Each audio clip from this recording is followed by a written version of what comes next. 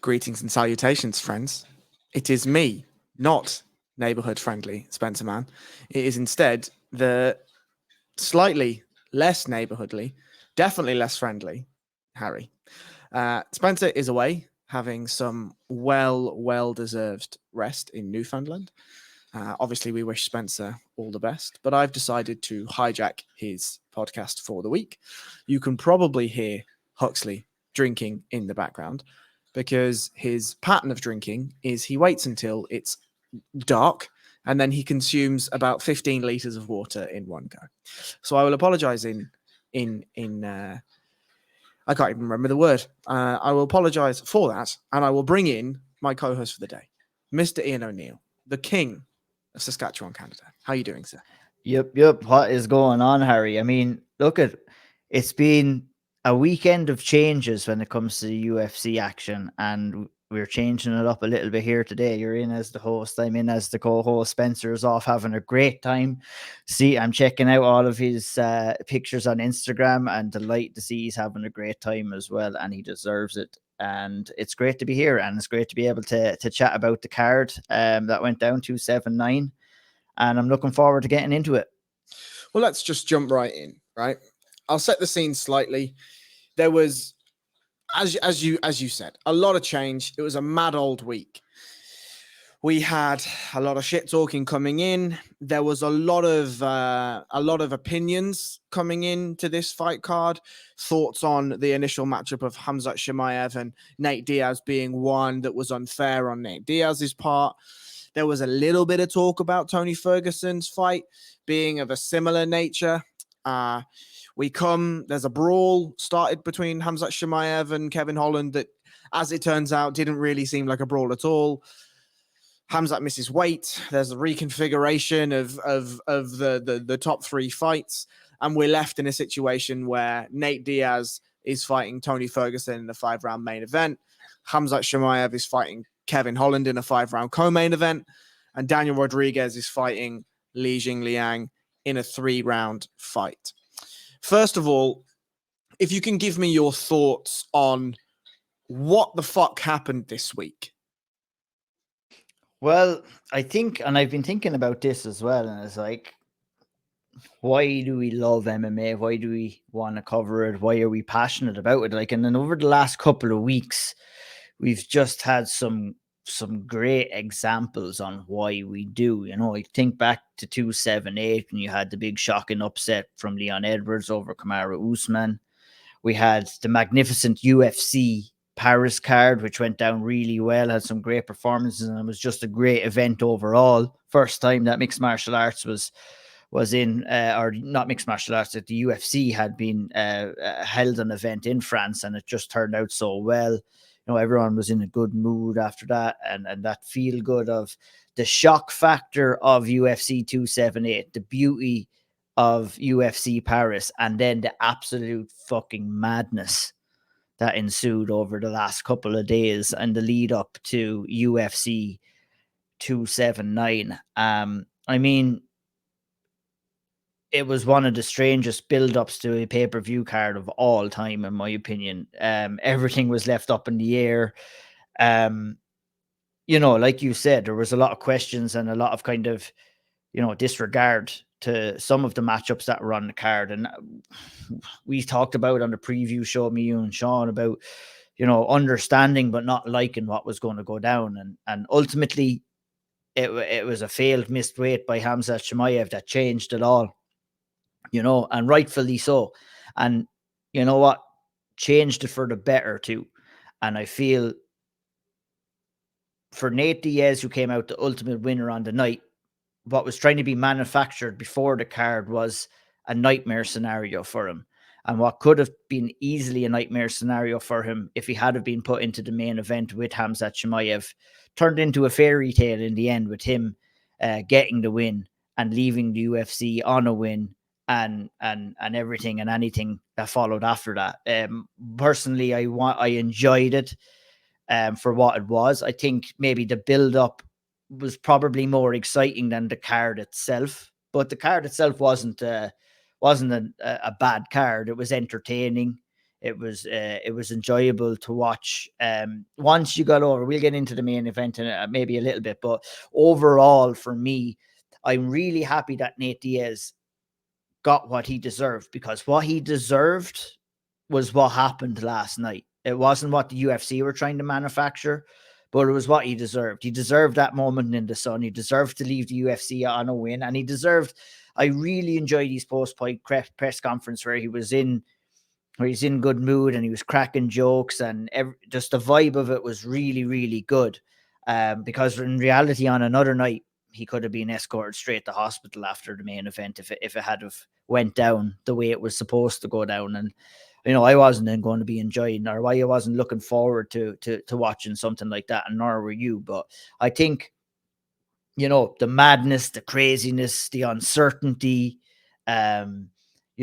credit to the UFC for making it happen as well, and turning a shit show into actually something that was going to be more enjoyable and more consumable for fans and for media, whoever wanted to watch in. And I think that, it's where we were leading into this pay-per-view with a kind of a bit of a dread of what could have happened. We kind of got to enjoy a bit of a feel-good factor in mixed martial arts, and Nate Diaz kind of got the send-off that he deserved for now. And that doesn't happen all too much in mixed martial arts, as we well know. It feels to me as though for one of the first times in MMA, good prevails, right? There's always in the you said it perfectly, the fairy tale for Nate Diaz. If you're Nate Diaz, the way you want a fight to go is to have a competitive, scrappy first round, to slowly chip away at your opponent, build momentum, overwhelm them, and eventually get to a point where you finish them with your Gracie Jiu-Jitsu, your Caesar Gracie Jiu-Jitsu, right? That's the story. That's the storyline you want to achieve if you're Nate Diaz. And that's exactly what happened. Now, as we've already said, how many fighters have we seen down the line that should not be in there go in against a younger, hungrier fighter, more athletic fighter with more in the tank, and it just ends really, really sad? More often than not, that's the case, right? Mm-hmm. It feels, if that is, Nate in his in-cage post-fight press conference said, look, or his interview, whatever you want to call it, said, I'm going to leave the UFC for a little bit. And he sort of said two things. He seemed to intimate that he was going to take a boxing bout or another martial arts bout. But then he also alluded to the promotion that he's starting. And then he said, I'll be back in the UFC. He noted that it was a love-hate relationship, but he's always got love for the UFC. I think we saw the mask come off slightly with Nate in the cage after the fight, and that was nice to see. Very true, and a very classy too from him as well, where he could have went down another path where he could have, and rightfully so, berated him for his treatment over the last year or so. But after everything that went on with him, I thought he handled everything perfectly. And it just proved how business savvy he is too, because you don't want to be burning any bridges as well. You cannot do that. So look, he says he will return to the UFC. I wouldn't be surprised even if he didn't, because if he doesn't need to return to the UFC, I think the UFC and the option of having the UFC for Nate Diaz and him returning there is a good thing to have in your back pocket. But his pastures knew he has some boxing fights that he'd probably be able to kind of take part on. He has his own promotion as well. So there's a lot of things moving right now, but there's no guarantees that any of those things are going to be successful. So if he had have chosen to go out in a blaze of glory, he may not have been welcomed back with open arms to the UFC, because the UFC is a machine and they will continue and they will move on. And they don't want anybody to be bigger than the UFC. That's what they've manufactured through the years. Nate Diaz played his cards perfectly well, and it was just everything ended up so perfectly for him, which is kind of like a surprise considering what we were all thinking and expecting going into the card. I agree. I think one thing I'll just say, and I want your opinion on, and this is very much hypothetical, right? Nate Diaz goes out into the wild world and maybe takes a boxing bout, maybe takes a Jake Paul, maybe does an Anderson Silva boxing bout, right? Who knows? Maybe takes a couple of, maybe fights KSI or does, whatever it is, right? Goes, takes a couple of bouts, makes a couple of million quid, grand. What happens if in that time, let's say that's 2 or 3 years, right? And he'll be, I think he was 36 or 37 going into that fight, nearly 40, right? In that time, Conor McGregor has his final 2 fights in the UFC. Could we see, is it feasible? Is it possible that we see a co-promoted MMA fight between Conor McGregor and Nate Diaz outside of the UFC and not under one of the larger banners, just something built between the two of them? Is that possible? I think that's an absolute really, really good possibility as well. And I think that, what you've just said there could be one of the biggest stories of 2023, to be honest, because it's going to be very interesting to see how Conor McGregor handles his business with 2 fights left on his contract. And it's going to be even more interesting to see how the UFC handle it as well. Because if they start to try and pull the same tricks as they did with Nate Diaz and offering him silly fights or trying to hold off on offering him fights to prolong contracts, McGregor is, Diaz is outspoken, but McGregor is also a lot more outspoken and has a much bigger platform as well. Like, why wouldn't you, if you're Nate Diaz and Conor McGregor, go off and do that? And McGregor has the kind of firepower now to be able to put together something along with Nate Diaz as well, who has the name and has the following. You've got to get the word out there. The production has to be right. Everything has to be right about it. But why not? Why wouldn't you do that and get 100% of the profits from either side rather than the UFC taking a chunk of change for them putting the fight on? I think it makes all the sense in the world. And that's why both of them are talking about that. Diaz is not pouring cold water on that. McGregor is not pouring cold water on that. They know what's up. And I think that that's going to be a very, very interesting story that I'm really looking forward to seeing how it unfolds next year, because that's when it's going to unfold. We should expect McGregor to probably be back in the octagon next year, get one of those, 1 fight, if not 2 fights, and it'll be interesting to see if he renegotiates. It'll all come out after his next fight, because UFC will start getting into serious conversations with 1 fight left on his deal. Maybe they've had conversations already. Those are all the questions that are going to be asked, I think, when Conor comes back. But everything is too much up in the air right now. Indeed. And I mean, this is the last thing I'll say on this one, and then we'll jump into the main event specifically. But even if they struggle, there's, between themselves, one of the Abu Dhabi fellas will be like, oh, lads, just hop over here. If Anthony Joshua and Tyson Fury can have big boxing bouts out there, Nate Diaz. Let's have it open the fucking top of the Burj Khalifa or whatever they call it in Abu Dhabi. Let's do it. Yeah, Wembley. They could do it anywhere. Like, that fight is going to sell, to be honest, at this stage, with the profile that these 2 guys have and the way that the main event went last night as well. That fight sells itself. It's good to have that promotional kind of juggernaut in the UFC and them getting the word out of there. But both of these guys have a big enough reach as well to get the good word out. They have enough kind of loyal and hardcore fan base following them that it could not be, would it be as successful as if it would, like, if you were to compare it going down in the UFC and not in the UFC, that would be interesting to see kind of what numbers it does do or where it would be more successful. But if you got the money, which both of these guys seem to have, you use that money as a promotional tool and you get the good word out there one way or another. Maybe you charge, I don't know.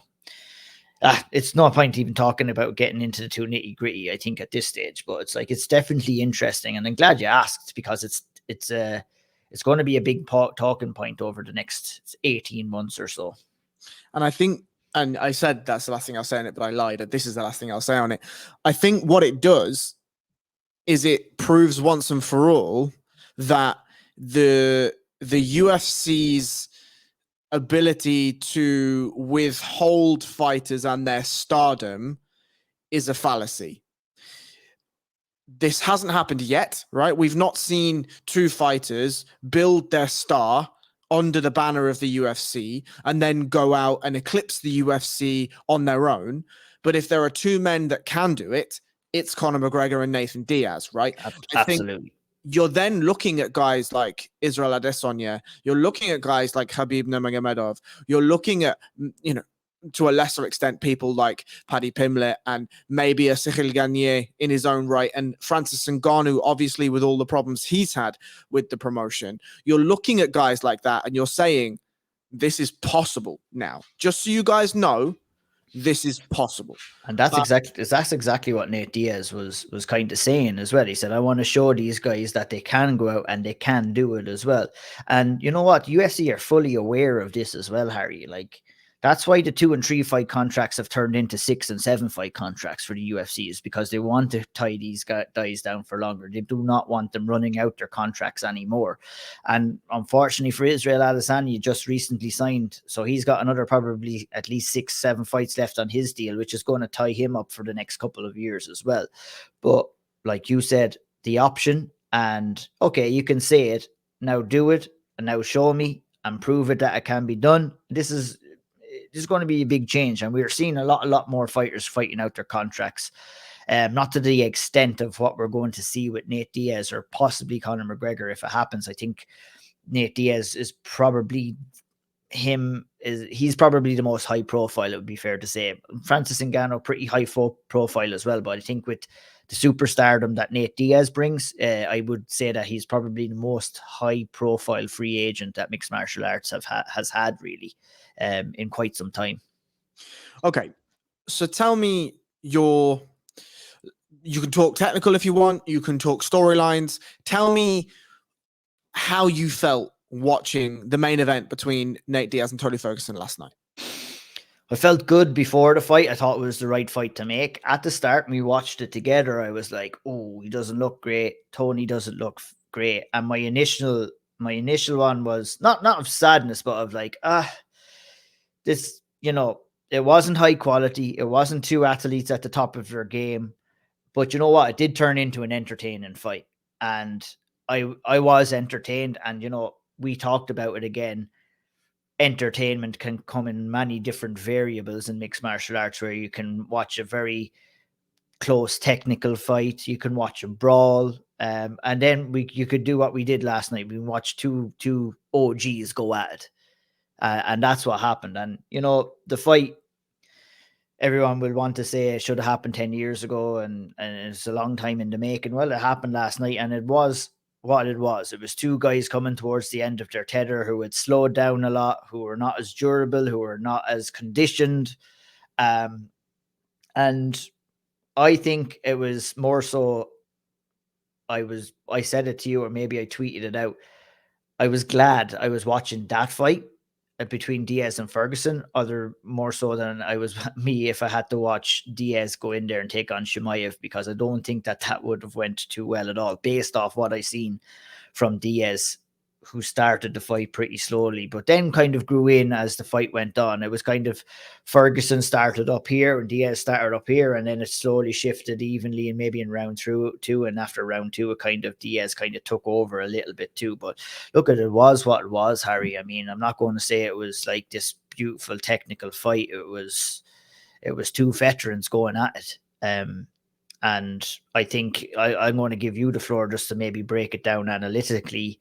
I thought, unfortunately for Tony Ferguson, he was kind of forced into maybe a game plan that he didn't want to do, in that he came out he started opening with the leg kicks, and unfortunately opened up that big gash on his leg that was definitely causing him issues and definitely making him hesitant to throw that leg kick, which was affecting Diaz a little bit too. And he said it after the fight as well. But I think the fact that he was cut and he probably was a little bit hesitant to keep throwing that shot kind of took away from his game plan a little bit, and kind of forced him to kind of stand in boxing range with Diaz, where Diaz kind of figured him out eventually. Was a little bit slow because he was probably preparing, and as he said as well in the press conference, he was preparing and had a very wrestle heavy camp, and that kind of played into his hands in the end, really, when the eventual finish came. But I'm excited maybe to hear a little bit of your kind of take on the fight itself and how it played out? I think the story arc that you gave is very much how I saw it. It felt to me as though Tony had the same reaction that he had in the Justin Gaethje fight. His mind was well aware of what he wanted to do, but his body was not able to compute and then achieve what his brain was telling him to do in the speed his brain wanted him to do it in. There were moments when Tony would work himself into space with a couple of shots. He would get into the pocket, and then by the time that he would have thrown a couple of jabs and an elbow, he'd maybe thrown the first jab, and Diaz had already circled off and had hit him with a jab. The leg kick, I think, was working really well. Obviously, you've already mentioned the gash on the left shin of Tony, but the right leg kick was working well, and he did still throw the left kick because he's a mad cunt. But like, as always with Nate Diaz, he stands super long, super wide stance, and doesn't bother to check leg kicks really. And you have to give him credit. I think you know, even though it was the original check that caused the damage, and he was a little bit more aware of that, but at the same time, you're still taking a lot of damage when those are landing, even if you check them or if you don't check them. And there's also like just historical damage. Yeah. Because Nate Diaz has taken so many leg kicks, so many over his career, right? His legs, not only from the leg kicks, but the triathlons and all the road miles and the gym spars and the jiu-jitsu and everything else must be fucked like. But the thing that's impressive and has always been impressive about Nate is his ability to endure. It's his ability to sit behind the shoulders, take the shots on the top of his head rather than clean on the chin, and just walk forward and walk forward and walk forward. And eventually he's going to find you. You know, his mantra, as you know, is if this fight was just to the death, he backs himself 10 out of 10 times, right?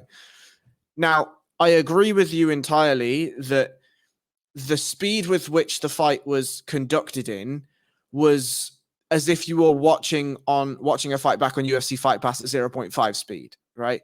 These guys are not the athletes that they once were. They're all nearing 40. The technical ability, the cerebral capacity, the fight IQ, there was some weird gamesmanship by both guys. Nate leaning on the cage the same way he did against Leon Edwards, and I really don't understand why he's doing that, because, you know, Tony Ferguson comes within a couple of feet of him, and then Diaz springs into action as if Tony's going to be surprised that Nate's now fighting. All of that stuff just doesn't really make any sense to me. It's kind of like picking up some of the tricks that his brother used to do in the cage as well. It's just this just really strange, out of the normal behavior where you're trying to maybe lull your opponent into a false sense of security, and then, like you said, you just explode into action. But it was, you know, you need a dance partner to be able to allow you to do that as well. You're not going to get away with that against too many guys. And I don't know. Normally I'd be like, what the fuck? But last night I was like, look, it's a bit of crack. It's a bit of fun. They're having it, but very unusual and just atypical of what you'd see or expect to see sometimes when the Diaz's are in there, I guess. But we hadn't seen that too much, like you said, a little bit in the Leon Edwards fight.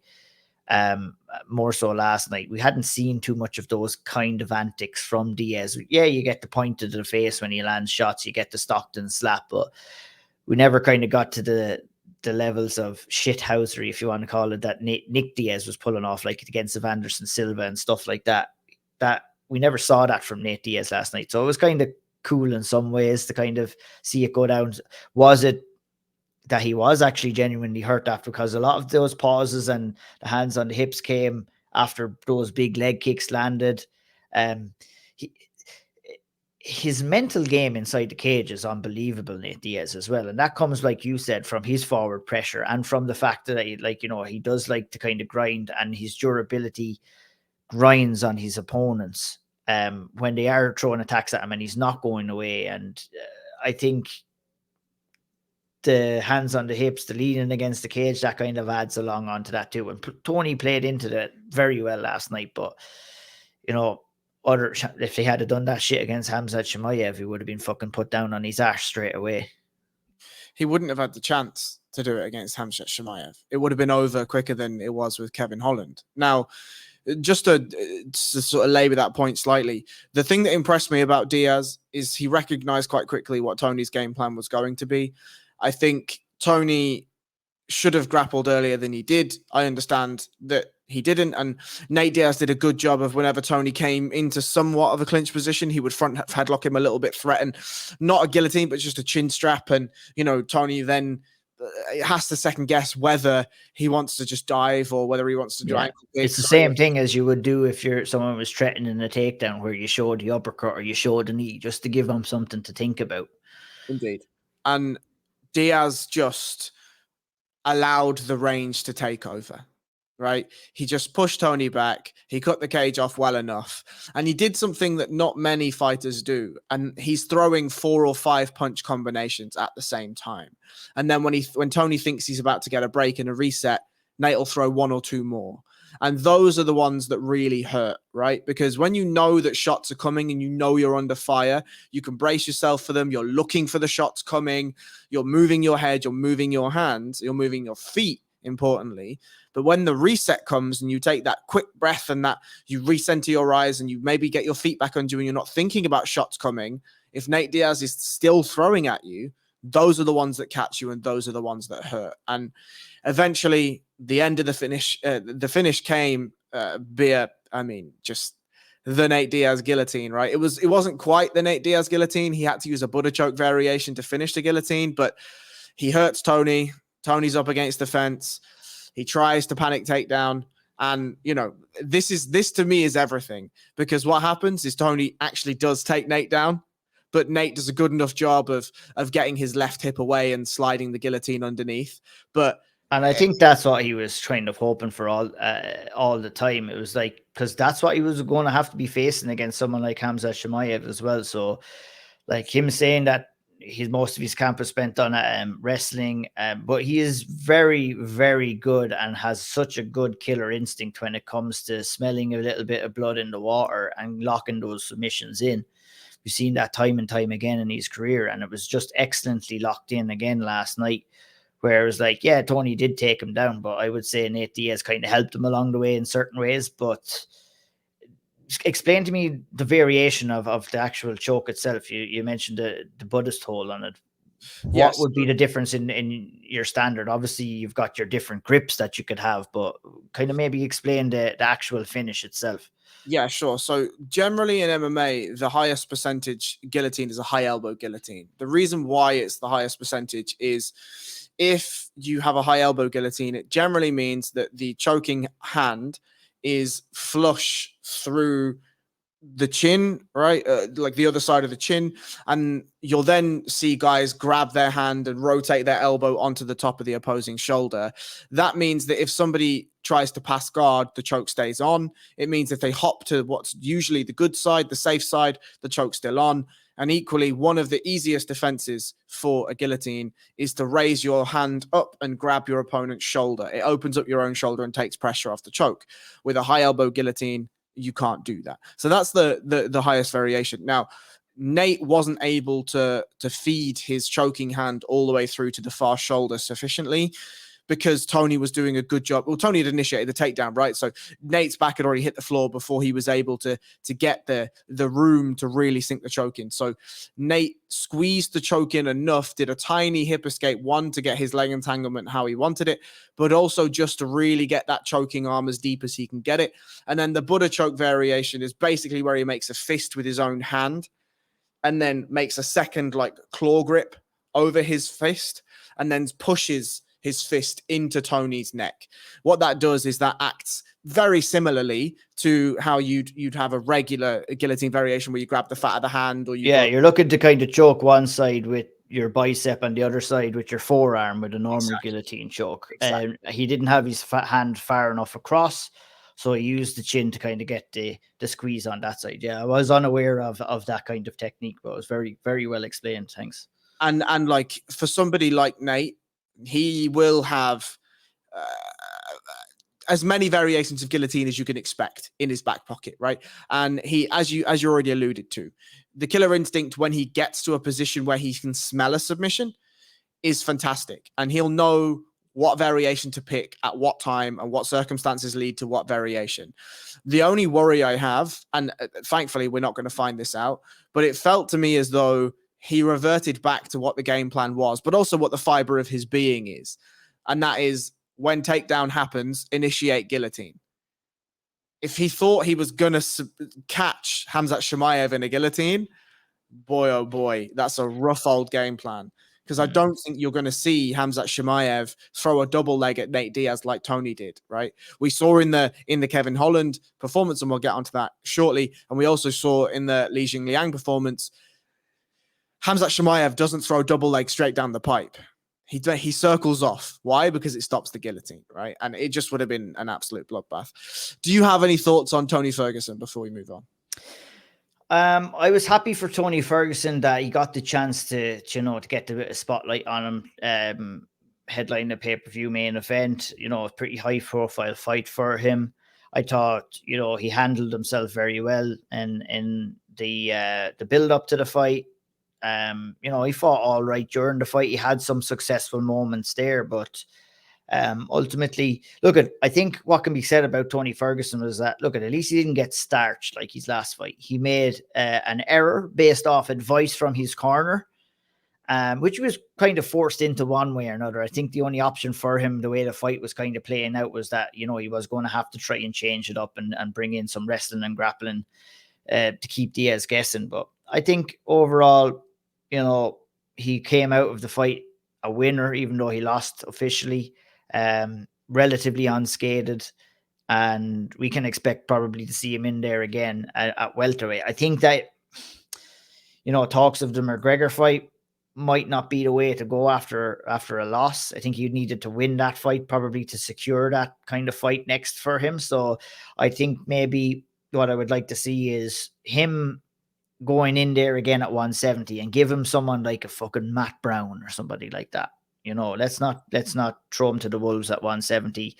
Let's be real. He was going to be thrown to the wolves against Li Jingliang. That was kind of the same as what we were going to see. Co-main and the main event were both kind of opportunities for the UFC to try and up Shimayev's and Li's kind of status with wins. I think if he has any chance of getting that McGregor fight, he needs to get in there again, needs to get a win, and we'll see what happens after that. But hopefully he gets matched correctly. Hopefully it's a similar enough matchup than the one to Diaz. We don't want to see him in there with someone like fucking Shavkat Rakhmonov, who would absolutely tear him to pieces. Or Sean Brady. No, you're going to keep him away from those guys. He's 5 losses in a row right now. He needs to go in there and get a win under his belt. It'll be interesting to see what happens with him. But overall, I think he'll be happy. He didn't get destroyed. I think it was somewhat of a success story for Tony Ferguson, even though he did lose. I'm going to take a slightly more controversial opinion than that, and that's that I don't want to see Tony Ferguson fight again. I wouldn't be too upset if he didn't fight again, but being realistic, I actually don't think that that's controversial at all. I think that that's like very true to what we're seeing right now, but also what's very true to what we're seeing right now is that we're talking about Tony Ferguson. And I think that man is going to fight for as long as the UFC will let him fight. And I don't think the UFC are finished with him yet. I hear you, but it's 5 straight losses. And let's not get into Sam Alvey territory with Tony Ferguson. That's my my thought, right? Well, we know that territory can be laid out though, and that's the sad reality of the situation, I guess, as well. It's likely that that's going to happen with him, to be honest, but I'm definitely not going to disagree with you. If he decided to hang it up, I'd be like, good on him. I think it'd be a good way to go too. Absolutely. Because there's not many fights at 170 for Tony Ferguson, even looking like he looked last night, that I picked for him to win, And the fairy tale ending, as we've already said, doesn't happen very often in MMA. We'll move on to the co-main event, and that's Kevin Holland versus Hamza Shamayev. Firstly, can you give your thoughts on Hamza Shamayev's fight week? And can you then give your thoughts? We'll start there. Give me your thoughts on Hamza Shamayev's fight week. I think that he absolutely fluffed the bag 100% this fight week. I thought that he showed his immaturity in the fight game, which is understandable considering, he is somewhat relatively young in his MMA career. He's relatively new to all of this. This is his fifth or sixth fight, but a lot of those fights came in quick succession. I'd rather not get into the weight cutting thing too much, as in whether he should be, whether he shouldn't be. My opinion on it, and I kind of said it on the preview show, was that, this is what you agreed to. So you have to fulfill that obligation to the fight that you signed up for. And the fact that he missed weight was one thing. How he reacted and said that he didn't care, I thought was absolutely stupid and disrespectful to the fans and to anybody who had bought tickets. I think that that's not going to do him any favors in the long run. I think that he's going to have a serious conversation with his team to see if 170 is the path forward for him. I think he screwed himself out of a title shot. I think he lost somewhat trust with the UFC, and they're probably going to be reluctant to put him in a kind of a platform like this again, unless he can prove that he's going to make weight. How do you do that? I don't know. Maybe we'll talk about the future in a little bit, I guess. I just thought it was a really, if we were to say who was the biggest up in this card, it was Nate Diaz. The way everything worked out, whoever was the biggest downer on this card, or whoever stock fell the lowest, it was definitely Hamza Shimayev, because it was just a shit show for him from start to finish. And maybe apart from the performance itself, which was good and necessary for what was happening at short notice, but I think maybe before we get into the fight, my opinion is that he really he fucked himself, to be honest, with his actions and with his reactions. I think you have to accept responsibility. You have to own that responsibility, and you have to apologize. Remember, the fans are putting that money in your pocket. Like, you've got to respect the fans when you're saying, "Oh, I don't care about this. I don't care about that. The doctor this, the doctor that." It's just a bad look, and it left a sour taste in my mouth. We're not going to forget it. The fans may forget it, but they didn't forget it last night. There was lots of boos throughout. Anytime he was on the screen, anytime he came out, even the win didn't really kind of set the world on fire to the fans. It was just bad all around for him, and a huge learning curve if he is to become this big superstar in the sport. You go in there and you do your thing in the octagon. Yeah, that's one thing that you can do, but you need to be able to get your shit together outside of there as well.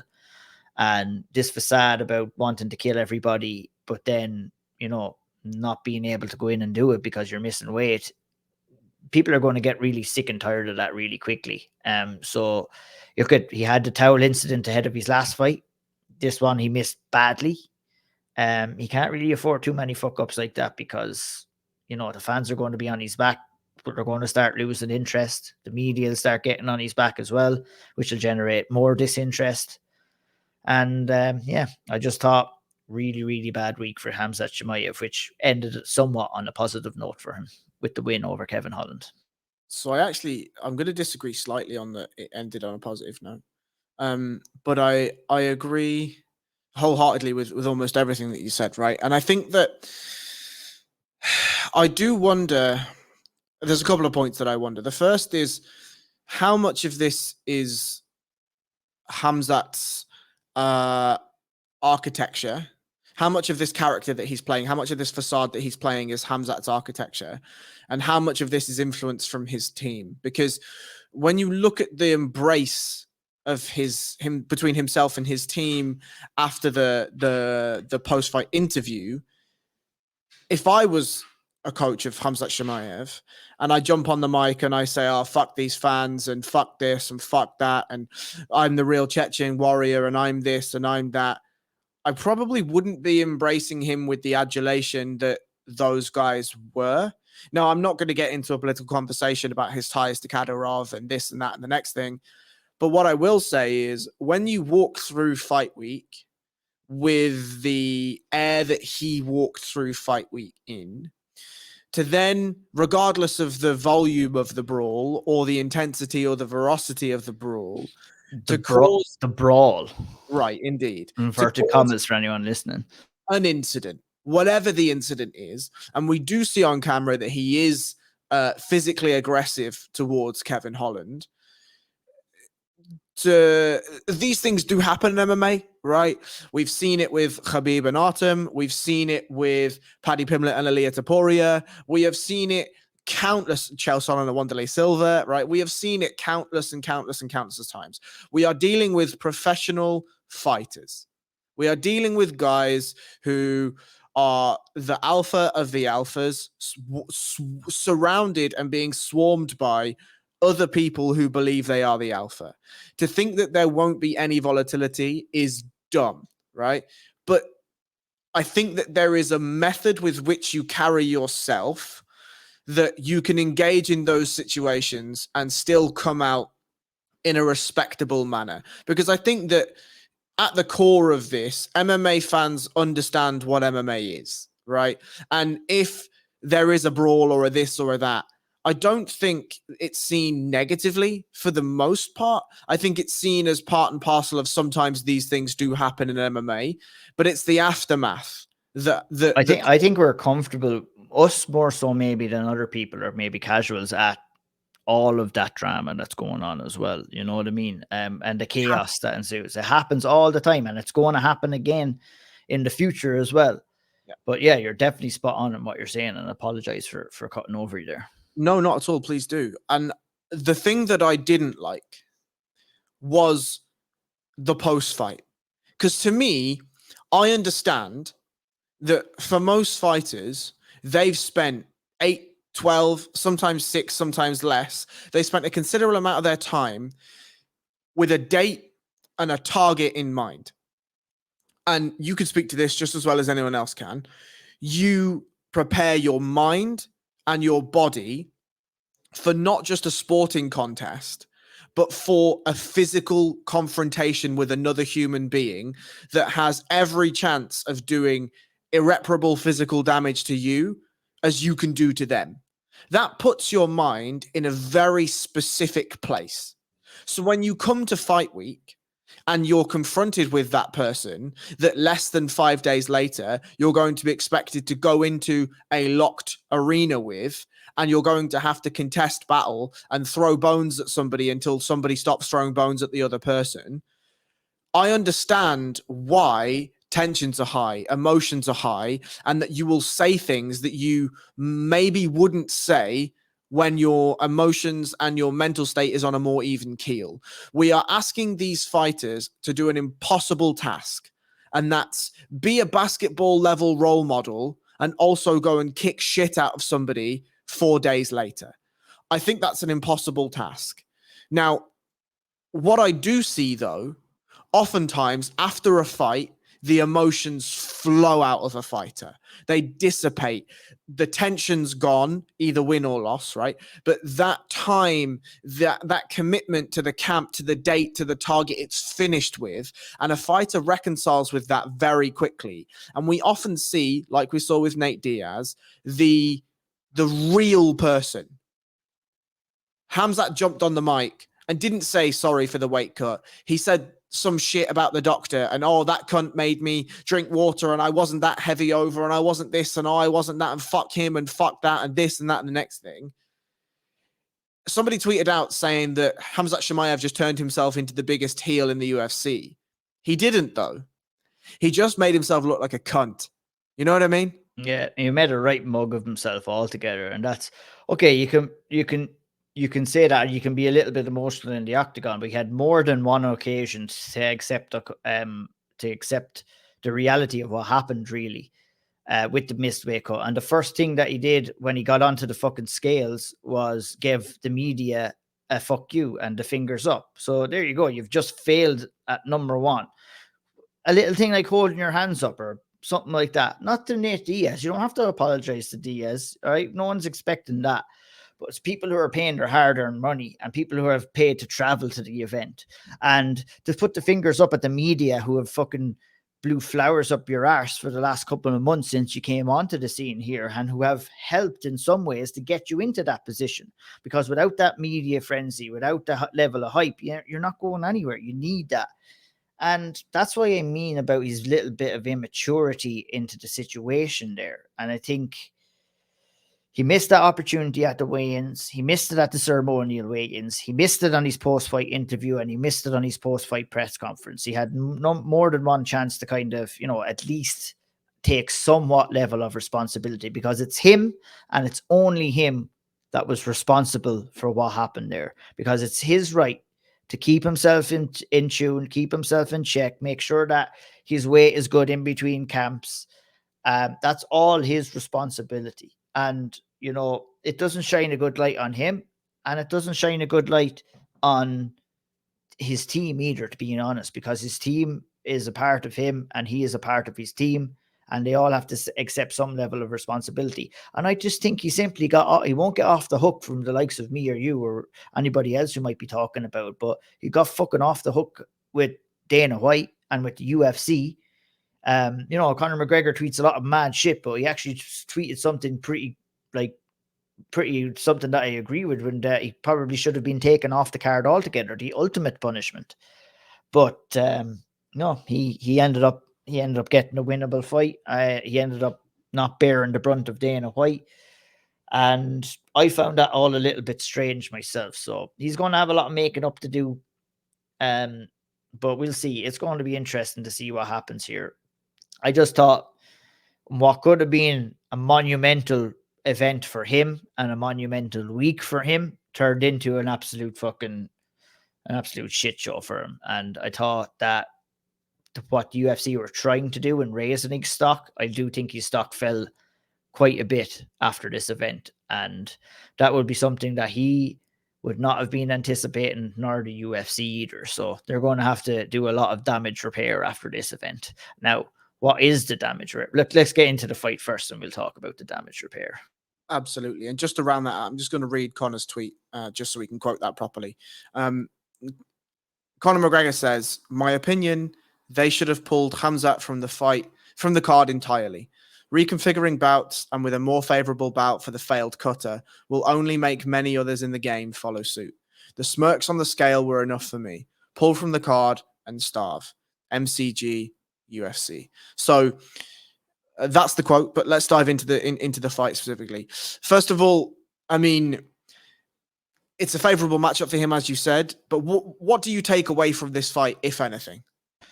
I take away nothing, because if you listen to our preview show and the reaction show that we gave, and you listen back to what I said, it went exactly the way I was expecting it to go. Now, I said it ended in somewhat of a positive term for Shimayev, and why I say that is because he went out there and done what everyone was expecting him to do. I think if he had went out there and struggled to take him down or struggled to get him out of there quickly, that would have been looked at as a bit of a failure as well, because the expectations of him coming in here were to do what exactly he did. I said on that show he was going to close the distance almost immediately. He was going to try for a body lock takedown, and he did. And Kevin Holland did excellently to try and defend that on a couple of occasions. But Hamza Shimayev's comfortability in the scramble and also his chain wrestling is just too good for someone like Kevin Holland. And eventually he found himself in the Darce choke. Did very well, because it didn't look like it was locked on all too good. You were actually kind of talking me through it and what he needs to do. Didn't panic in those kind of situations. Make sure to kind of secure the choke first, then secure the position in trapping the leg, which ultimately led to the tap. And job done for Hamza Shamayev. I mean, no surprises here. I feel, there was predictions heading in Holland's direction before this fight from other people. That's based solely off clout, in my opinion, to be honest. Maybe a little bit of recency bias in what happened with Leon Edwards as well. But I think anybody that really kind of knew what was going to go on couldn't have been too surprised of what they seen in the co-main event last night, based off both what we've seen off Hamza Shimayev in the past and what we've seen off Kevin Holland in the past as well. Absolutely. And I'll just do a very quick technical breakdown of two things that I saw in that fight that were brilliant. Well, three things. One was the way that Hamza Shamayev takes the fight to the ground, right? He cuts corners from takedowns. And I don't mean that in like he misses steps. When he takes his shots, he gets to the hip, but he immediately turns the corner, right? So he rounds his partner. Now, that does a multiple of things. The first thing is that it forces your opponent to square up with you. If they have good enough base to not just collapse immediately, which Kevin Holland did have. The original and the traditional idea of stopping a double leg is that you sprawl your hips and you stay square on with your opponent. Well, if they've turned the corner, sprawling doesn't do anything. If anything, sprawling is a negative thing, as it would give your back immediately. So what Kevin Holland has to do is square up. Well, the moment that he squares up, his legs are going to come together at a period of time. Hamza Shamayev can use that against him, either to build to a hip and launch him, which we saw him do, or just trip him, which we also saw him do. So the dilemma that produces is a really gargantuan one and a really, really difficult thing to overcome, especially when somebody of Hamza Shimayev's physicality and athleticism and speed and power is already so deep in the takedown, right? So I thought Kevin Holland did a good job of not putting himself in a terrible position early, doing a good job of spending basically all of his energy. That's what it felt like to me. It felt like to me, Kevin Holland was like, right, if I can survive this first round, that's a moral win for me.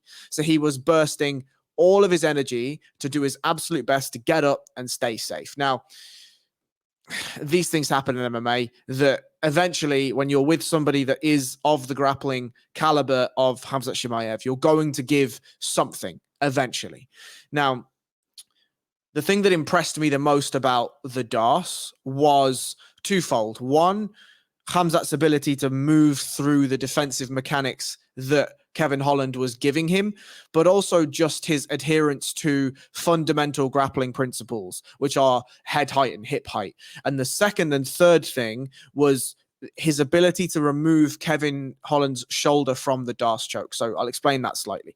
Generally, when you're DASing somebody, you are connecting your bicep to their carotid artery, and you're connecting your forearm to your esophagus, right? You're then locking your own arm in a, I guess that's a triangle. I guess it's a triangle. It's like a rear naked choke type grip, but you're locking it around the shoulder joint. However, the shoulder joint is actually prohibitive to the choke coming on. What you'll want to do is you want to actually enact a similar mechanic to a rear naked choke, where if I had a rear naked choke, my choking arm, I'm going to bring my elbow up and over the top of the shoulder, as that cuts the blood supply quickest. If the shoulder is left in the choke, the shoulder becomes prohibitive and you just run into the shoulder, and it feels more like a crank than it does a choke. What Hamza Shamayev was doing, as Kevin Holland was doing a great job of opening his shoulder, opening the shoulder, obviously, as I've said, prohibits the choke coming on, and trying to build his own hip height and his own head height, Hamzat was running deeper and deeper and deeper into the choke. And he was running deeper and deeper and deeper into getting his head in a position where the shoulder was no longer in the finish. When he eventually gets the leg trap, it's already done, right? The shoulder's already out. He's already in a great position and he's already squeezing. The reason why trapping the legs is important is because if Kevin Holland is able to get to his knees, he's going to be able to start turning the corner. If you turn the corner and start rotating in a clockwise manner, you'll take some of the pressure off the choke. So obviously, if you stop the legs moving, you stop the choke from coming off. All in all, it was just a really brilliant chain of events for Hamza Shamayev, dealing with the posting on the hip, dealing with the shoulder opening, dealing with Kevin Holland coming back up, dealing with Kevin Holland fighting the hands. Just all in all, just a really, really, really nice finish. Who do you want to see Hamza Shamayev in there next? Is it 185? Is it 170? And if it's either of those weights, who does he fight? Just, I'll say that in 1 second, because I have shot on Hamza a little bit, but I want to give him praise, and I want to kind of say a lot of people are saying that, oh, you know, he took the easy way out, taking him down. Well, of course he fucking did, because he took the fight on less than 24 hours notice. You're not going to get time to get any reads, study any tape, so you got to go in there and do what he did. And that's why I was so confident in my prediction, because like that's the thing that made sense. He made a lot of fucking stupid decisions during the week, but that was the correct one in the game plan that he chose against Kevin Holland. Next, going to give you two separate scenarios that I would like to see for Hamza Shamayev. He's worked himself into a position where the UFC can't really fully trust him to put him on a platform anymore. So if you're going to go with the welterweight challenge next, you throw him in there with Colby Covington. A 3-round fight, not even headlining a card, so that has no major significance. Maybe, I don't know, maybe you could headline a fight night card. I don't think they're going to waste either one of those guys on a fight night card, though. They're going to throw them on a pay-per-view card. That's the 170 option. At 185, you throw him in there, and this fight has already been made already. You throw him in there with Paulo Costa. That's what you do. Those are the two options that you have there. And it'll be interesting to see what decision is made either way, because it's all going to be down based off the conversations that Hamza has with his team, whether he can make that weight safely and whether it's worth doing it, or if it will diminish him to a point that, you know, if he cut down to 170 and he can't fight the way he can fight last night or any of the rest of the times we've seen him, and there's no point in cutting down that weight. Then you just have to cut your losses, move to 185, and there's an opening, and he has the style to make something happen in that division as well. So very interesting. What about yourself? I like both of those fights. I have absolutely no argument with either of them. And one thing I will just add that I remembered from that fight is after he finished Kevin Holland, he did attempt to console him a little. And I think there was an attempt for some respect there. I do, and I think it should be noted that he only threw like 3 strikes at Kevin Holland. And in those positions where Kevin was scrambling up, Hamza could have made that really ugly. And he chose not to. He chose to grapple. He chose to submit Kevin Holland. And I think that he deserves some credit for that. Whether he did that because he didn't want to blow a gas tank, maybe the weight cut was rough, maybe he was more confident in his grappling gas tank than his striking gas tank, I don't know, but I'd like to give him the benefit of the doubt and think that he knows Kevin Holland took that fight on short notice. And if Kevin Holland hadn't have taken that fight, Hamza wouldn't have had a fight to take. So I think there was an element of respect in there and an element of keeping Kevin Holland safe and putting him back out there for the next one. But I love the idea of the Costa fight. I love the idea of Colby Covington at 170.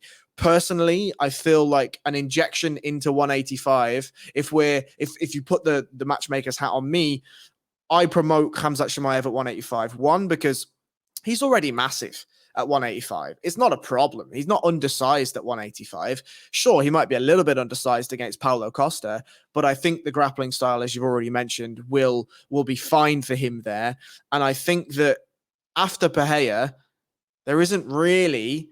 Nasruddin Mamavov is a little bit away. You haven't really got anyone else. No. Maybe Andre Muniz is there, but again, he didn't blow the doors off with Uriah Hall, and I don't think the sort of the Gen Pop are screaming for Andre Muniz to be put in there.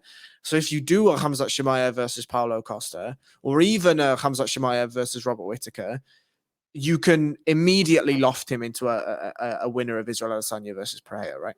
Yeah, and that, like, the middleweight move is coming anyway. It was inevitable that he was going to move up to 185. Now, with recent events, it might happen a little bit sooner than what was expected. I guess they wanted to try and get him into the welterweight title shot to see how he would have done against Kamaru Usman, and then immediately win or loss after that fight. I think he would have moved up to 185. He's been flirting around with the two divisions anyway, but I think what might be best for the UFC is if you throw him in there at 185 against someone like Costa. And then somehow if it does go wrong for him too, you know, at least it was at 185, then you can maybe try the 170 again, you know.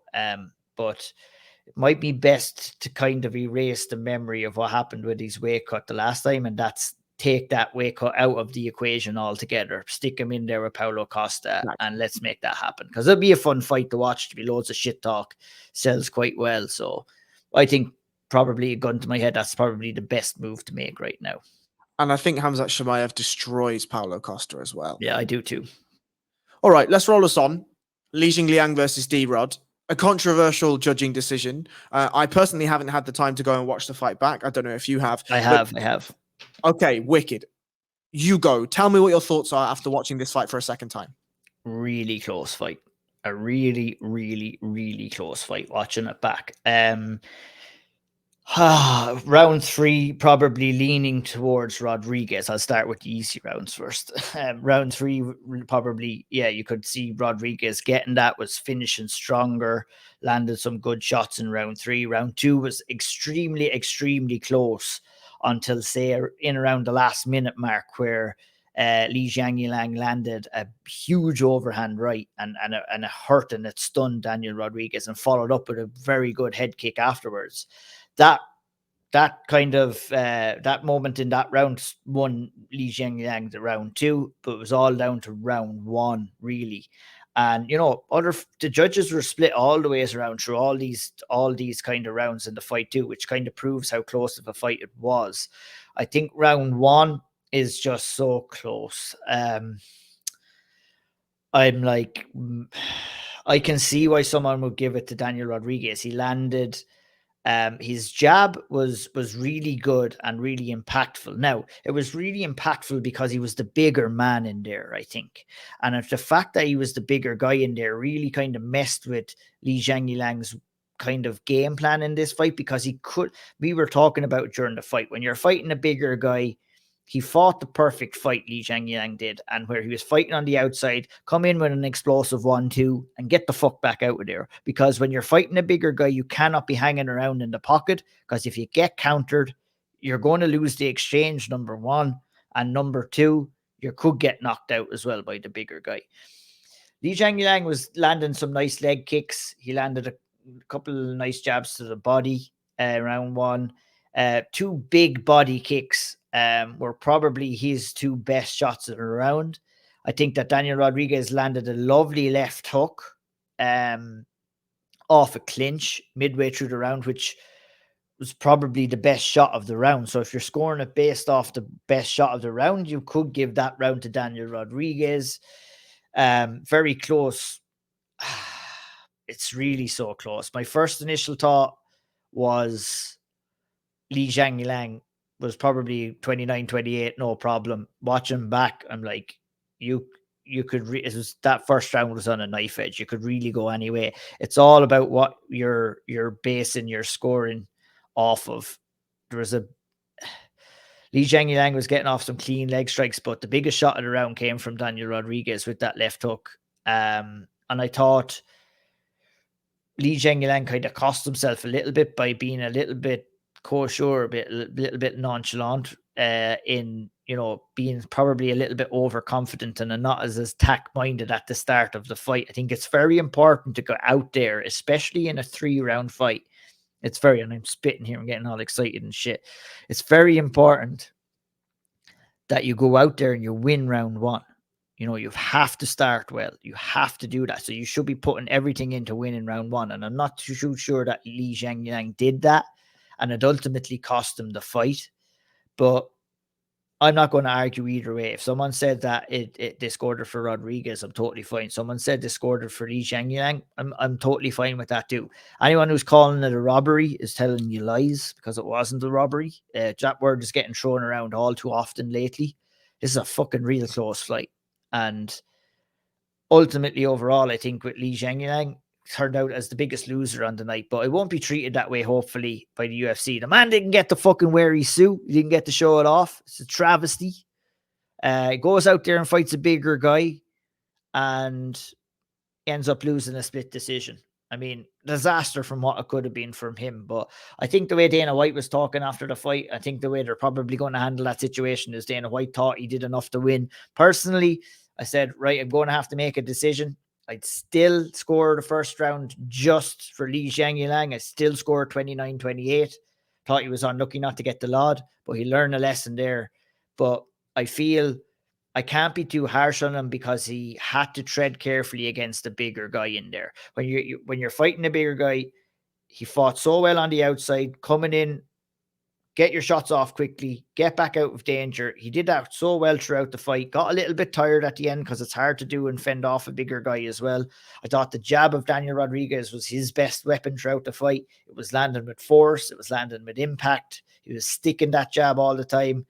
So I can see why a judge might score the fight for him, and especially the first round based off those jabs alone and the big left hook. So it's one of those ones, man, where it's definitely not a robbery, but just a super close fight. And unfortunately, Li Zhengliang ended up on the wrong end of the decision. Ladies and gentlemen, you will not find a better breakdown of that fight than the one you've just heard. I just want to ask you, from a more human perspective, how do we view Li Jingliang after this fight week? I mean, he just seemed to have almost everything go against him, right? He obviously he became a meme by buying that amazing suit. We saw it on Embedded. We saw it on his Instagram stories. He then wasn't able to show it off. He then gets the worst rub of the reshuffle. He then goes in, fights the perfect fight, and loses anyway.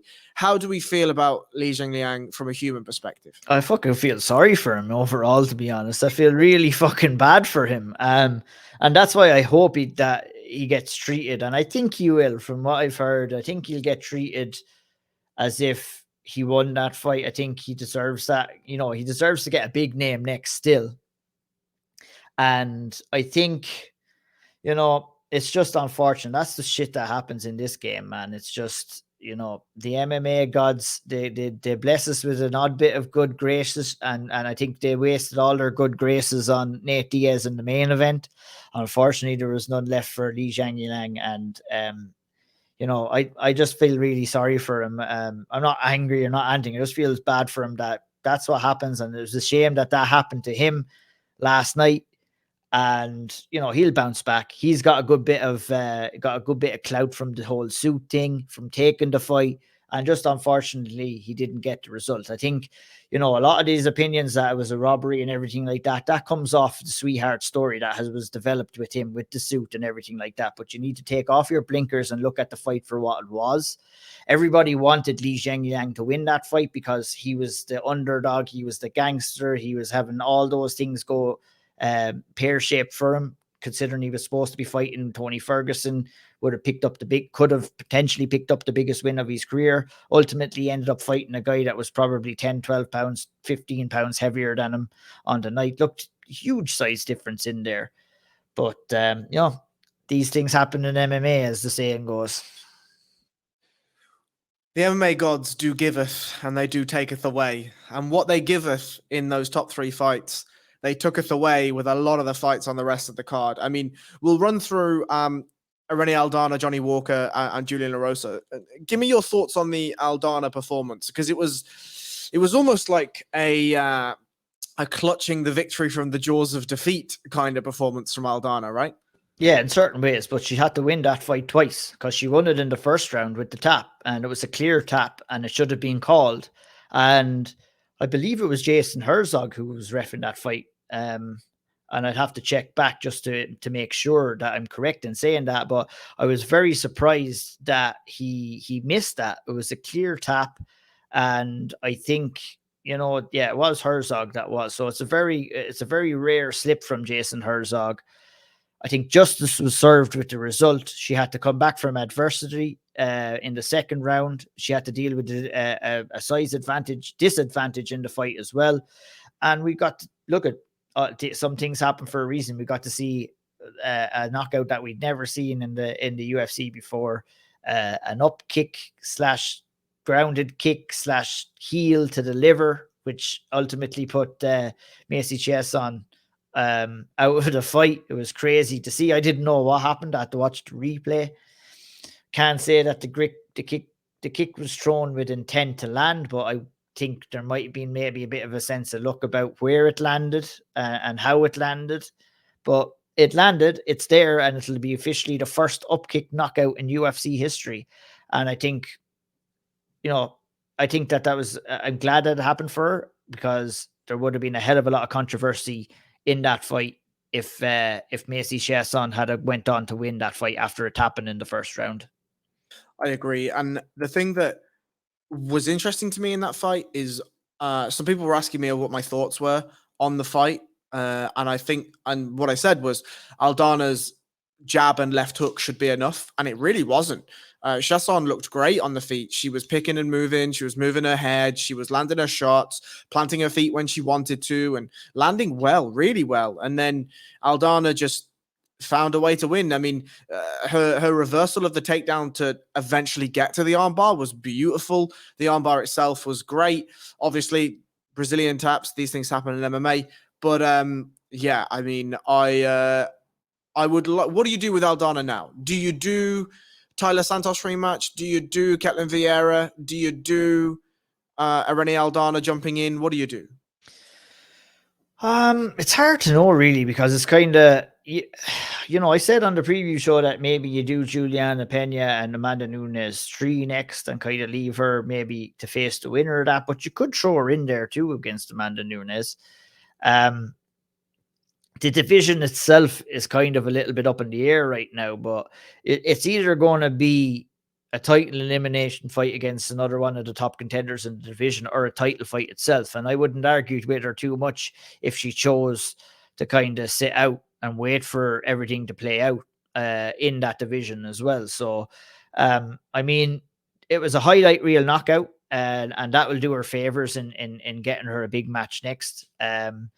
You know, she has lost to Holly Holm. Do you throw her back in there again to try and help her kind of get that loss back? That's a risky fight again. So she might not want to, the risk and the reward for that might not match up. So maybe what might be best is if she kind of sits down. Caitlin Vieira is another one as well, but you know what? She beat her only a couple of years ago again, so she might not want to go in there. We're talking about risk and reward again. I think in a division that's looking for a couple of newer contenders, she set herself up pretty well to be kind of come the next in line in that division. It'll be interesting to see what the UFC do with her next. I completely agree. Tell me about Johnny Walker, Ion Cutelaba. How did that fight go down in your opinion? What do you think about Johnny Walker coming out of it? What do we think about Ion Cutelaba coming out of it? I think what we were talking about with Johnny Walker coming into this fight was finding that happy medium in the lunacy that he brings to the cage, and also that composure and the skill acquisition that he's accumulated over the last couple of years. Because we seen, like, the classic assessment that I said in these last couple of fights is that I thought he fought the wrong fight against his opponents. I thought he should have been more aggressive against Thiago Santos. He probably should have been more defensive against Jamahal Hill. But, you know, he found that happy medium against Ion Cutelaba, who on paper was a very winnable fight for him. Had a couple of crazy moments on the feet, found himself on his back. You know, didn't panic, maintained position, ended up securing the sweep, and ultimately locked in the rear naked choke. And I think overall, a very, very good performance for Johnny Walker, a very badly needed win. And I think, you know, it'll be exciting to see what happens next for him. You know, he maintains his status in the top 10. He'll need to keep going out and doing it again. He'll probably have tougher opposition going forward now than Ion Cutelaba. But I thought overall, based off, you know, one win in your last 5, there's a lot of pressure on Johnny Walker going into that fight. So, you know, I'm glad he chose the smart route to victory more so than just going batshit crazy on the feet, getting into a firefight where you're likely to get clipped and anything could happen then. So I think it was a very, very calm and composed and a really good overall performance by Johnny Walker, who went out there and proved that he does have a solid all-around game too. Solid with his jiu-jitsu, obviously been working very hard with John Kavanagh at SBG, and we know how explosive he is on the feet as well. So if he can, like I said, if he can maintain that happy medium and he can maintain control in his fights, you know, he's a very, very good fighter. So it'll be interesting to see if he can do that. But that win will give him the height of confidence, and it'll be interesting. Who would you like to see him in there next with, perhaps? It's a good question. And I just want to piggyback off, I'll get to that in a second. I just want to piggyback off what you've just said. And that's, I feel like when you're somebody like Johnny Walker, who's a freak athlete, a massive frame, very tall, and has the ability to imbue chaos into a situation at any time, having the measure of that chaos and being able to, it's almost like when you watch fucking Fast and Furious, right? And you're running your 8 mile and you're running, you look at your guy and you press your nos at the right time, you fucking scream past him. Johnny Walker, if he can contain that madness in the nos canister right? And when the right time to use it, he just fucking punches that button and we go to town, but then have the ability to drag that back if he needs to and go back to the game plan, go back to the, you know, the nice, fluid, point fighting, sensible fighting era. He's a dangerous fighter. He's an absolutely dangerous fighter. In terms of who does he fight next? I mean, can I throw him to the Wolves? And can I say no? We're not allowed to throw him to the Wolves. I know who you're going to say now, and it might be the next guy that we could be talking about in the middle, and you're probably talking about Elton Almeida. let's fucking see it. If we want Johnny Walker to lose, that's the fight you give to him. But I question, actually, because for Jailton Almeida, he's obviously a great athlete himself, but I don't think we've seen him tested against somebody who can do both, who can do the point fighting, kick at you a little bit, jab at you a little bit, big power if needed, but can also throw a flying, jumping, spinning knee at you if he fancies it also. And I'm not saying that the ground game are comparable, because they're not, right? They're absolutely not. We saw in the Ryan Spann performance that Johnny Walker's ground game is based on athleticism and less on technique. However, that's going to always stay improving too, though. And I guess, yeah, but would it be too much? I mean, we should be talking, is it going to be too much too soon for Jailton Almeida? But it's quite the other way around. I feel with Johnny Walker, whereas that he needs more of a favorable match. Like Ian Cutelaba was a favorable matchup for him. You know, he was the bigger guy. Cutelaba not too known for his grappling.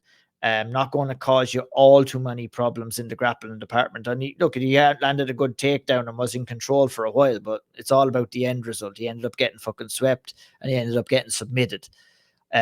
Johnny Walker is not going to be able to do that against Jailton Almeida. So the big question in that fight, if it were to happen, is that can Johnny Walker keep it standing? And how good is Jailton Almeida on the feet? Because we haven't even seen a glimmer of him in the UFC and what he can do on the feet yet. So I don't hate the idea. But we're talking about risk reward. I feel, you know, with that win, Johnny Walker is probably going to move and like cement his status in the top 10 of the division. I think maybe with Jailton Almeida after his win, you know, we should be looking maybe to bring him in maybe against maybe number 15 or number 14 in the division. I threw out the name Jimmy Crute last night. I think that would be, you know, Paul Craig is another one. So Jimmy Crute would probably be a winnable fight for Almeida. I think Paul Craig is I think it would. I think it would be a winnable fight. I think that Jailton Almeida will probably take Jimmy Crute down and dominate him like he has been doing. The difference when you're going in against someone like Paul Craig is that you do have the danger of the submissions and stuff like that. But it's going to be interesting. I'll give an argument for all three. I think that Johnny Walker is an easier fight than Jimmy Crute is, because I think Jimmy Crute is more sensible. And I think Jimmy Crute will be aware and will put a better game plan together and has a higher fight IQ to know that this guy is going to come in and he's going to try and barrage through takedowns. Does that mean he stops the takedown? Likely not, sure. But I think that Johnny Walker, whilst he offers a bit of the madness on the feet, Jimmy Crute is a far more fundamentally sound, put together fighter, right? I'm not saying that he's of the level of Johnny Walker or any of these sorts of things. I'm just saying if you're looking from Jailton Almeida's perspective at how you build him, well, you can do the mad bastard test. That's fine. But what you also want to do is the decent level, fundamentally sound, can kind of do a bit of everything fighter as well. And I think it was the Anthony Smith fight when Jimmy Crute really hurt his ankle, right? Or his foot. And when he noticed that it was hurt, he still managed to take Anthony Smith down with one leg and do a bit of the fighting while he was there, right? He finished the round out with one leg after having re-engineered his game plan on the fly, managed to take a shot, land the shot, and then keep top position for the remainder of the round. So I feel as though that's an interesting perspective to ask Jailton Almeida of. My thoughts on Johnny Walker taking the Jailton Almeida fight. I feel as though with somebody like Johnny Walker, the UFC depending on how much they're paying him, would be happy enough to keep him around because he'll do the wild stuff and he'll try the wild stuff. And if it lands, you've got a highlight reel. And if it doesn't land, the other guy has a name over the highlight reel guy. And in terms of Paul Craig, I just want to see the grappling. That's a very selfish me wanting to just see the grappling. Do you have anything to add to that, or shall we move on? No, let's move on. All right. Talk to me about juicy Julian Erosa versus Hakeem Dawodu. It was a fucking juicy performance from Julian Erosa. Massively impressed. I'm not quite sure who. I know we had a talk about your severe spotlight, but I'm wondering, did Juicy J kind of put himself in the mix with that performance? Because I think I would arguably say that was the best performance of his career so far. And we're looking at a guy who's seriously progressing and finding himself as a fighter, as we said last night as well when we were watching together. That was his third win in a row, wins over Charles Jourdain, Stephen Peterson, and now Hakeem Dawodu, who is highly regarded in Canadian MMA and one of the hottest prospects coming through Canadian MMA right now. Obviously Dawodu missed weight. We don't know what went on with him, but I thought that we were going to see Julian Erosa kind of look to take this fight down and initiate his grappling, but he didn't choose to do that at all. He absolutely fucking went toe-to-toe with Dawodu, who was a really good striker, and beat him relatively easy on the feet as well. I was massively impressed with Julian Erosa, and I think he's basically secured himself a pretty big fight against a well-known name next, and maybe even a chance to enter into the top 15 of the division at featherweight now. So, it's the timing is right for him. He's coming into his own. He's got to make it happen now. Look, is he going to be a champion? No, he's not going to be a champion. But I think for a guy who had the bags of potential and left the UFC on a 3-fight losing streak in his first tenure, I think he would have had a bitter taste in his mouth on that. And I think he's come in on his second UFC. He's won 5 and lost 1 since he's came in.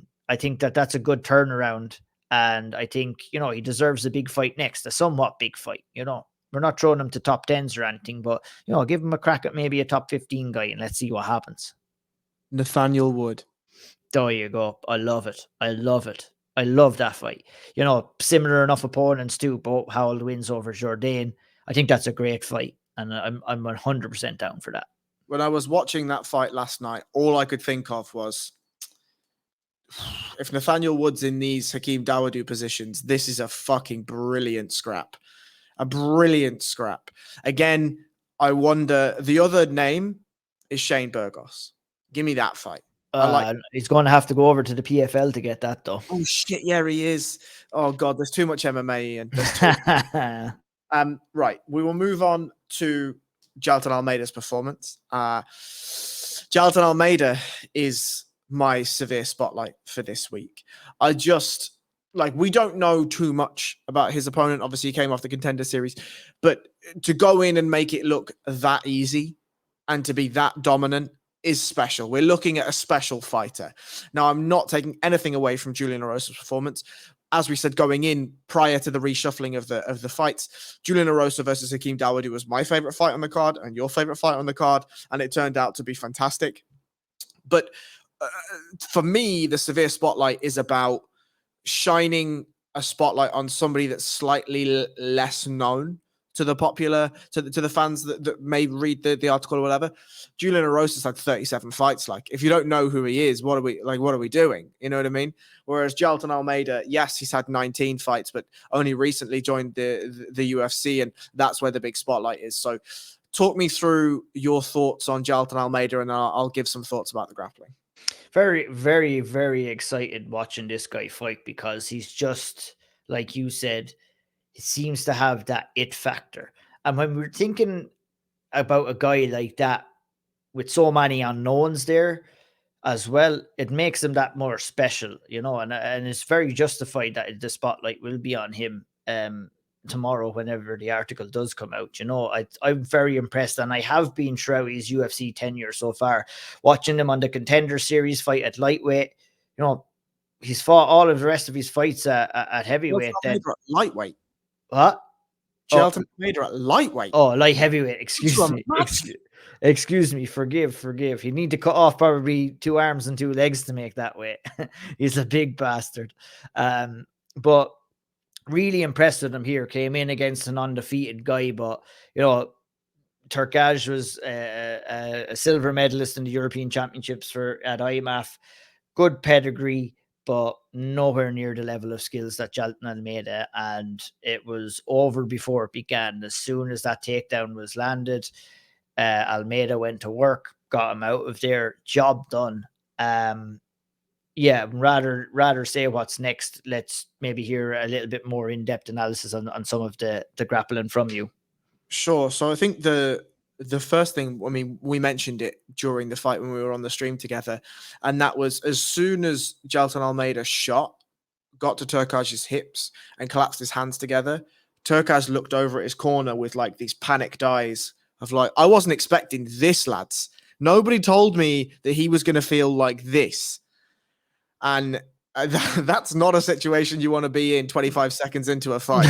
No, definitely. It's not where you want to be. And what was so impressive about Almeida's grappling was, for a man of the size and athleticism and the speed of him, he takes his time in positions and he looks to gain control piece by piece, and he looks to strip you away piece by piece by piece. Something that started, and I tweeted out last night that I think it's going to become the new meta in MMA for control, is a mixture of the handcuff, the Dagestani handcuff that Habib made famous from half guard, but also a claw grip. And what a claw grip is if I have a Dagestani handcuff, generally you're either going to be posted on your elbow or you're going to be showing your back to try and get up, right? The claw grip comes when I place my head on your near shoulder, and I take my free arm and I circle it, underhook it. Like I get a reverse underhook, basically. So I take an underhook under your lat and I come up to your cross side trap grip. What that does is it shuts off your ability to post with that free hand, because I now have a wedge in between it. It stops you building your shoulder height because I'm pulling you down with that cross trap grip. And equally, the Dagestani handcuff on the other side is stopping you from building a post also.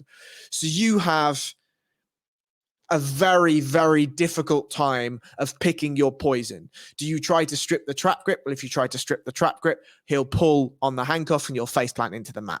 Do you try to strip the Dagestani handcuff? Well, if you do that, he's probably going to land strikes, or he's going to look to try and lock up Darcy's or Anacondas with the claw grip. It's just such good positional control at an upper body level. And then he was working so well at riding hips, looking for hooks, talking knees away, and just generally stopping Turkaj from getting his back to the mat or getting his back to the cage and allowing him to get up. It's just such beautiful control work. And great IQ as well. It's brilliant fight IQ to be doing all that as well and making it translate into a mixed martial arts fight as well, which I was very impressed, especially with the finishing choke as well, when he had the claw grip and the Dagestani handcuff on Turkaj's right arm. But once he let go, when he decided to go for the choke, his use of body weight to keep Turkaj's right arm tied down to the mat where he couldn't use it to defend himself, his choice to use the choke grip on the right-hand side of Turkaj where that arm was trapped, where he couldn't pull the hand up to strip the choke away. And we saw that in the finishing sequence where he tried to strip it away with the left hand. He was like, oh shit, there's no hand here. You leave yourself no chance there, only to tap or you're going to go asleep. I just thought, it's just that perfect transition of mixed martial arts grappling where you're always one. And that was just proves how the levels and the differences between these two guys, where Almeida was always one step ahead and he knew exactly what he needed to do in order to get the finish. Absolutely. And I think the other thing that I will sing his praises on in the article and both here is when he took them out, he wasn't committed to any one thing. So there was a sniff of a head and arm triangle. So he chased it for a half second, realized that he was maybe a little bit too high and the shoulder was pressing onto the jaw rather than on just underneath the clavicle. So he let go, landed a few shots and asked Turkaj, how do you want to play this? What do you want to do here? Clearly, I've got submissions in my back pocket. Pick your poison kind of a thing, isn't it? Yeah. Akash said, I'll show my back if you don't mind. And he's like, sound, mate. No worries. I know what to do from here. I'll sort this out. And here we are. So I'm very excited for the future of Jelton Almeida. I feel like a Johnny Walker type fight is something that you could give him a Johnny Walker fight. He could win that Johnny Walker fight. And then we don't need to necessarily go off the races with him. I feel as though as we've talked about so much in this, the sort of top couple of lads at the light heavyweight precipice are miles apart from the rest of them, right? Or it seems that way anyway. It seems as though there's quite a gap between the Johnny Walkers, the Kutalabas, those guys, to then the Ankalaevs and the Jamahal Hills, and then obviously the Glovers and the Prohachkas, right? So I feel as though you could chuck him in anywhere underneath that top four for the next 4 or 5 fights. Allow him to just decimate a few lads, maybe 3 or 4 fights, decimate a few lads, allow the top picture to sort of work itself out, and then see where the cards fall.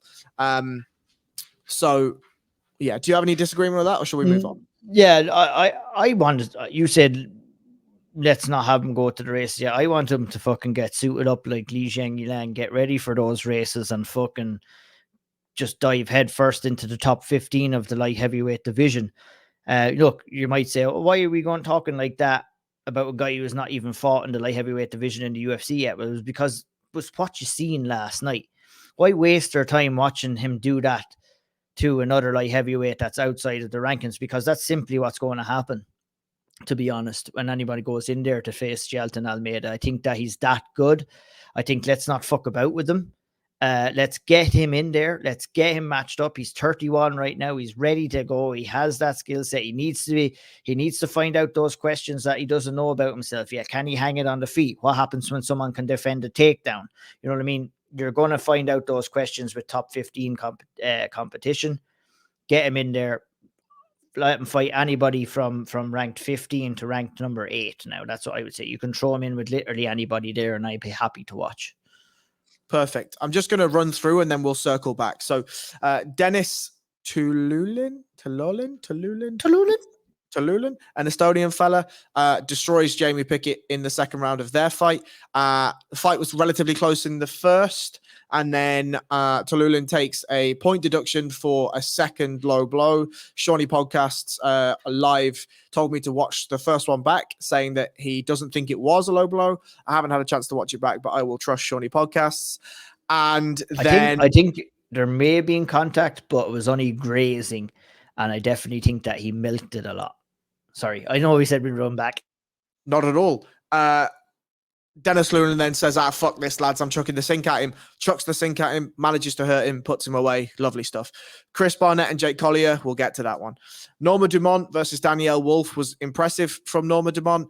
She stood with a lady who has a storied pro boxing career and looked good on the feet, hurt her a number of times. I do feel as though she should have pushed for the finish. It wasn't the huge statement win that maybe Norma needed in that division, but she got the win all the same. Alatang Hae Lee beats Chad Anheliger. Yeah, thank you. Serious prospect at Lang Haley. Very excited to see him progress. Absolutely. And then we had Elise Reed and Melissa Martinez. Elise Reed looked decent in that one. And then Yohad Linnaeus beats Darian Weeks in a split decision. Close fight, enjoyable fight, good fight, nothing much to write home about.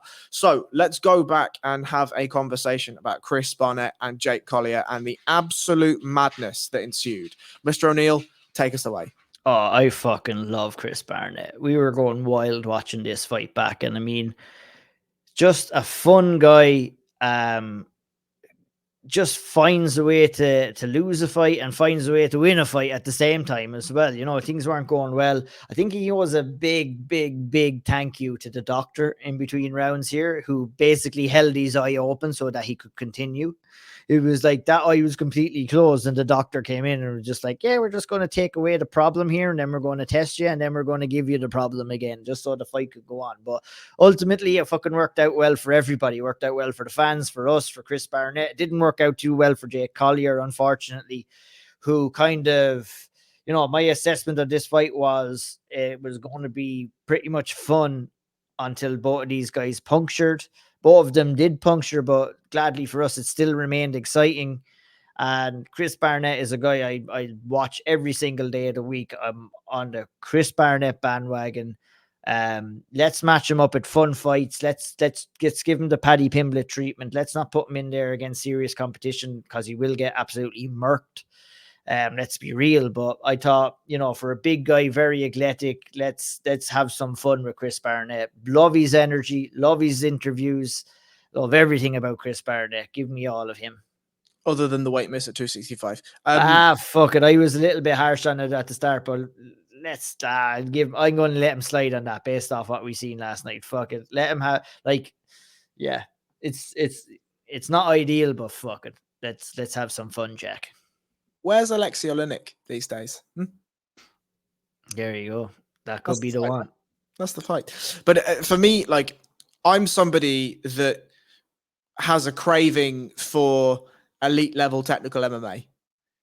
Chris Barnett versus Jake Collier was horrendous in terms of technical MMA, but in terms of fun. And I think this is the other thing that sometimes I don't allow myself to feel a lot of the time, is that MMA at its root is also entertainment, and entertainment doesn't necessarily have to be perfect all the time. Whilst I personally, and I think a lot of fans, find technical, tactical barn burners to be vastly entertaining, there's also room for these type of fights where we see a story arc. It's like a film, Chris Barnett gets rocked, gets hurt. I think he gets dropped in the first. Yeah. Questions of a broken jaw because he's making strange movements with his mouth. The eye is absolutely closed. He gets saved by the doctor. Redemption comes, and he manages to push through all that adversity and puts Jake Collier away. I mean, in terms of entertainment value, it was one of the most entertaining fights on the card by a long way. He just refused to quit, refused to give in. And as he said in his post-fight interview, people say that heavyweights don't sling leather anymore. They say they don't do this, they don't do that. Well, that's my MO. That's my style. I'm here to have fun fights. I'm here to entertain. And he certainly did that. I completely agree about the matchmaking. I completely agree. I don't need to see him climbing the rankings and doing the whole thing. He's never going to be a champion. He's never going to be beating some of the better guys at the upper echelons of that division. But we can certainly have some fun with him while he's here. Yeah. Any last thoughts on the card? Not too much, really. I'm very, very happy that Nate Diaz was allowed somewhat to leave on a good note, go off into the sunset, end his UFC chapter, not seriously hurt, not seriously, damaged in any way, whether it comes to like a business perspective or a health perspective. I'm very happy that the MMA gods gave him that, and I enjoyed it. And we should all enjoy it because it doesn't happen all that much. And good for him. And hopefully he can make it happen outside the UFC. Couldn't agree with you more.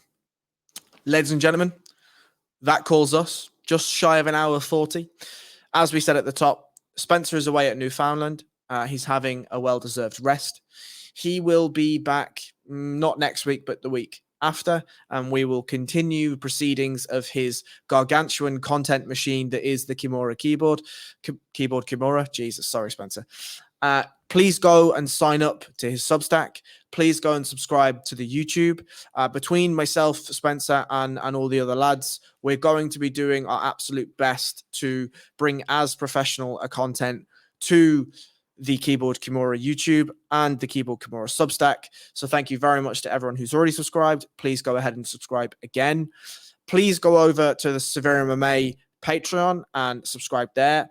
It's just shy of the price of a pint in Ireland. It's like half price of the pint in London. And I've no idea about the price of a pint in Canada. But it's a bag of content. We have tons of podcasts every single month. There is a roundup. There is Ian O'Neill hosts The Old Triangle, the preview show, The Contender, the Chasing Pack with Shawnee podcasts. He'll write you previews. He'll do everything for you. Shawnee has Sherdog stuff. Shawnee has every podcast under the sun. You'll see Quilcher. You'll see Denny with Cage Warriors previews. You'll see myself on One Man Booth. You'll see some Speaker's Corner stuff between myself and Shawnee. You might see an odd retrospective from Graham McDonnell. You might see a hot topic with a few of the lads. There is a bunch of stuff there for you. severemma.com/pints.